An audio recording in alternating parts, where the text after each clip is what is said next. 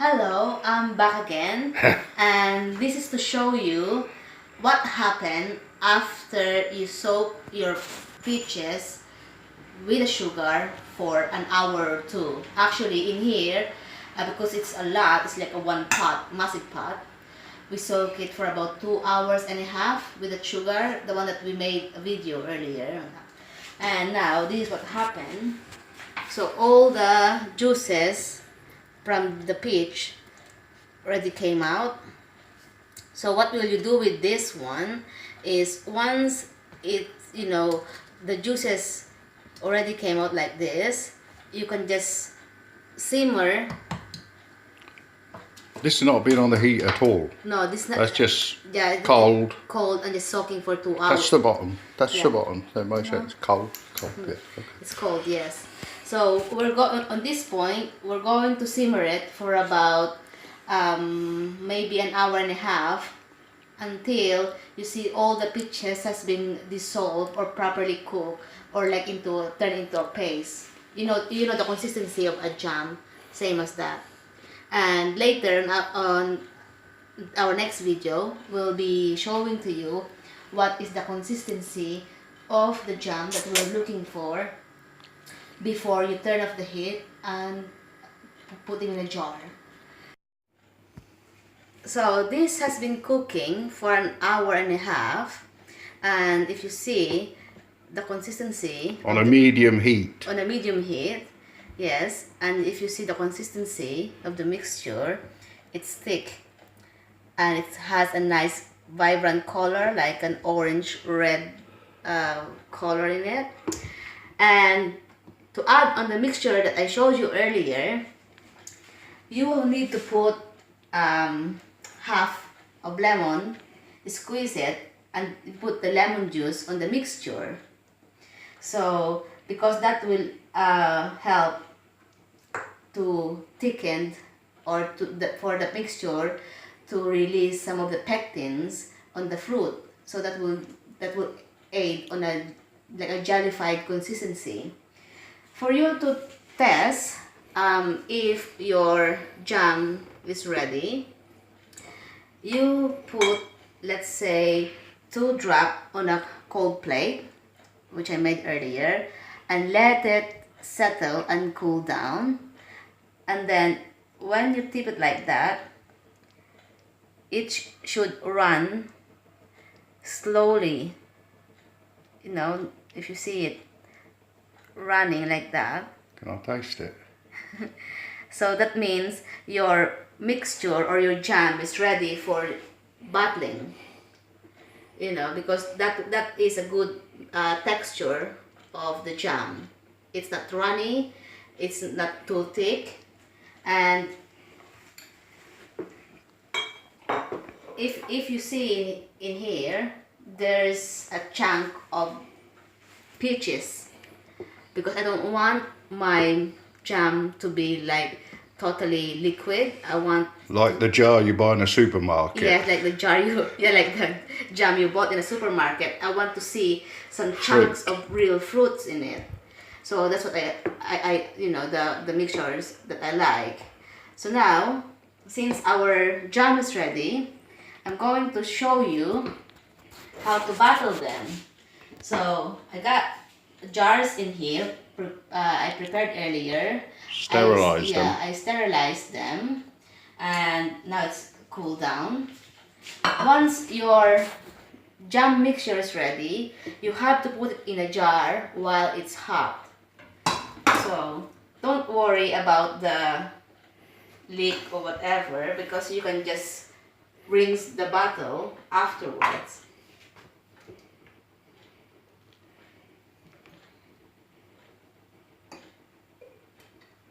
Just when you're doing this, just be careful, because this mixture is too hot. It's red hot. It's red hot, and it will just going to burn your skin. And I also like to put one. Well, that's obvious. It would burn your skin. Yeah. It's boiling bloody hot. Actually, what I like on my jam is to put a bit of the seeds in them. So I put 2 there. So just do like that. Almost, the jar is almost full. You notice she's put it on a plate. Don't hold the jars with your hand. Yeah. Because the jars will get very hot. Yes. You walk right in front of the camera again. So you have to seal it down, and whilst it's hot, all you need to do is to tip it over like that. There's a little gap there, yeah? Yeah. So you have to let it tip like that until it cool down to seal the jar properly. So no, they can't get contaminated. Yes. So before putting Can any you more. give me one of the lids for a minute? It's a big one. Okay, I'll put the lid there.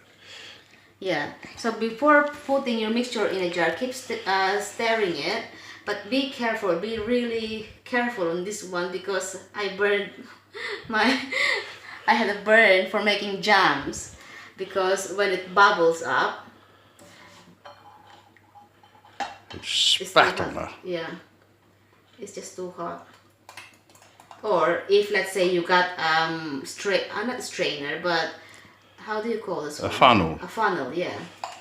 It'd have to be a big funnel. A big funnel, yes. That would Well, I think the way you're doing it is best. make it life easier. Well, she's never used a funnel, so No. I don't know why she's suggesting it to you. Well, earlier when it's boiling, you see loads of froth on the pot. Just don't worry about it because as long It will settle down. yeah, it will settle down as long as it keeps boiling and maintain the temperature on it. That will be fine. It's still bubbling now. Yeah. So make sure you just seal them properly, and then tip it over like that,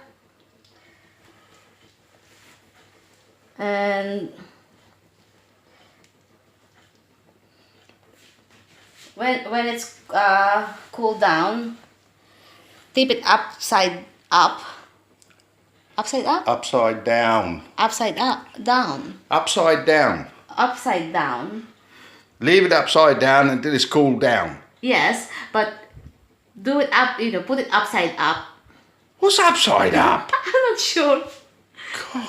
We're fun in the kitchen. This is about language barrier. But Fill yeah, your pot up, put the lid on it, yeah. turn it upside down. down. Don't speak at the same time as me. Okay. Put it upside down, What? let it cool down upside down, Yeah. then I don't want to be seen on video. Turn it. Turn it upright. Okay. Turn it upright. That's the magic word. Turn it upright. So turn it upright when it's cooled down, and then wash your jar to avoid some contaminations and of course ants and things like that in your cupboard, and store them in a dark, cold place. Not in the fridge or whatever, in your storage area in your cupboard. And that's it. Later, I will come back and show you our finished products. And if you see this actually I just bought this about a month ago. I was thinking of sending this to the Philippines because we got this calamansi there, small one, small like lemon thing, and it's so practical to use it. We got this electric juicer, but this is so light, and it just cost me €1. And when I saw it, 50 peso. yeah, when I saw it in the shop, it's so cute because it resembles like a lemon. It's got a lemon, it's got a pourer on the Yeah. side there. And when you squeeze it,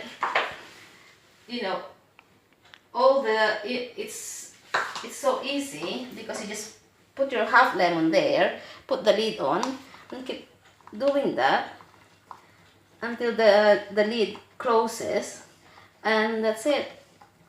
And Done. guess what? It's not made in China. It's made in Turkey. because my husband earlier is saying, oh, where is this made? You know, because normally it's like this, and some stuff is made of China. And he had a look at the bottom of the lid and said, I'm surprised this is made in Turkey. Turkey. But it's very, very practical to have this because it's so small. You can just put it in your cupboard if you got a small space. Just put it in a cupboard. Having You put it in the what? cupboard. Cupboard, yeah. Yeah. You said covered before. Cupboard. Yeah. So aside it's instead of, let's say, having the electric ones or the big, you know, what I'm talking about, the glass juicer for lemon, this is so practical. So yeah, I recommend anyone, if you see something in the market, buy it. Don't think about, you know, don't have a second thought about it. So we'll taste the this jam that I made earlier. Look at that consistency. That's the type of consistency that we are looking at. It's not runny, it's not too thick, just enough for you to spread it on your bread, and let's see. It's not too sweet, but there's a bit of a tang in it, not a soury or tangy. Is it the lemon that's done that? No, I think it's the natural Fruit fruit, juice. Yeah. the juice on the fruit, you know. And yeah, it's not too tangy, it's not too sweet, it's just perfect. So yeah, if you had lots of fruits available anywhere and you don't know what to do with them, make a jam. It's You can always buy it in a supermarket. you can buy it It's in a not free supermarket, everywhere. Yes, you can buy it in the supermarket. But if, let's say, you want to have a little business, you know, homemade jam. Mango? Mango, you can do it. I was thinking about getting or making a mangoes when we were in the Philippines, because summer would be the perfect timing for mangoes, ripe mangoes, and that would be perfect for a mango jam. That would be lovely, isn't it? But yeah, last look at this. Yeah. But it's very thick. You see that the fruit is still. Oh, went out of focus there, babe.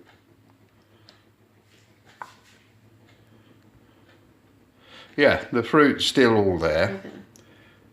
It's lovely to have the pieces of fruit, so when you're putting it on your toast, it's lovely. Yeah, that's true. Plus, you can also use this if, let's say, you're making a cake. You know, that would be lovely as well.